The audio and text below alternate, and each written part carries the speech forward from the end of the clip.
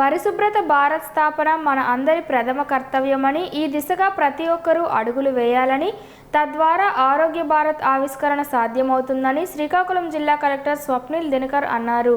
స్వచ్ఛతా he సేవా కార్యక్రమంలో భాగంగా ఈ బృహత్తర కార్యక్రమాన్ని దిగ్విజయంగా చేశామని కలెక్టర్ మీడియాతో మాట్లాడుతూ స్పష్టం చేశారు. నదులు పరిశుభ్రత పరిరక్షణ కోసం ప్రతి ఒక్కరూ చిత్తశుద్ధితో కృషి చేయాలని కోరారు. భారత ప్రధానమంత్రి నరేంద్ర మోడీ పిలుపే ఒక ప్రభంజనంగా గత దశాబ్ద కాలంగా దేశవ్యాప్తంగా స్వచ్ఛ భారత్ కార్యక్రమాలు నిరాటంకంగా జరుగుతున్నాయని అన్నారు. స్వచ్ఛ శ్రీకాకుళం, స్వచ్ఛ నాగావళి సాధన సిక్కోలు జిల్లా ప్రజల బాధ్యతగా భావించి అందరూ కలిసికట్టుగా ముందుకు రావాలని ఆయన పిలుపునిచ్చారు.